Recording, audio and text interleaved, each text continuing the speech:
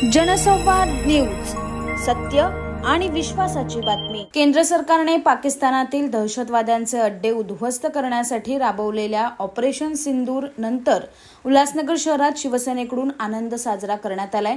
खासदार श्रीकांत शिंदे जनसंपर्क कार्यालयात शिवसैनिकांनी ढोल ताशे वाजवत पेढे वाटत आनंद साजरा केलाय। काश्मीरच्या पहलगाममध्ये दहशतवाद्यांनी केलेल्या गोळीबारात अनेक निष्पाप भारतीय पर्यटकांचा बळी गेला होता। याचाच बदला घेण्यासाठी भारत सरकारने मंगळवारी रात्री उशिरा पाकिस्तानात घुसून दहशतवाद्यांचे अड्डे उद्ध्वस्त केले। यानंतर देशभरात आनंदाचं आणि अभिमानाचं वातावरण आहे।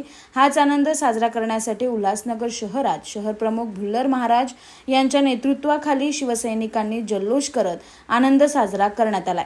यावेळी भुल्लर महाराज, अंकुश म्हस्के, कुलवंत सिंग सोहता, विकीभाई भुल्लर, बाळा श्रीखंडे, महेंद्र, स्वप्नील बागुल, मूलचंदानी, प्रमोद पांडे, सुरजित पंजाबी, विनोद सालेकर, सुशील पवार, तिरुपति रेड्डी यांच्यासह अनेक कार्यकर्ते उपस्थित होते। ये भौंकने वालों का मुंह बंद किया मोदी जी ने, जो इतने दिन से भौंक रहे थे क्या किया, उनके घर में घुस के मारा है। उतोड़ जवाब देने के लिए आज 9 ठिकाने पे हमारा नरेंद्र मोदी जी ने, सेंट्रल गवर्नमेंट ने जो काम किया है उसके लिए एक बहुत तारीफ वाला काम है। इसके लिए हमारा जनता, हमारा शिवसेना का कार्यालय में हमारे लोग, हमारा भुल्लर महाराज का नेतृत्व में हम लोग इधर जल्लोष बनाने के लिए आया है। आगे भी ऐसा कोई जवाब देगा, हमारा को उल्टा बोलेगा, हम उसका जवाब मुंह तोड़ देंगे। पाकिस्तान को ख़त्म करेंगे।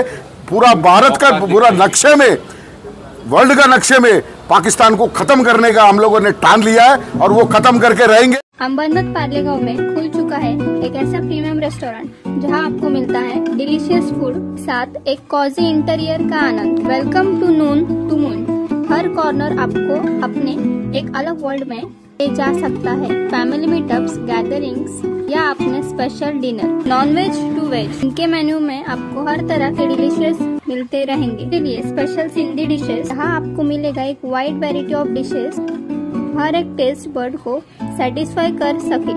जनसंवाद न्यूज, सत्य आणि विश्वासाची बातमी। आजच सबस्क्राइब करून बेल आयकॉनला क्लिक करा आणि पहा ताज्या घडामोडींचा अचूक अंदाज आपल्या मोबाईलवर।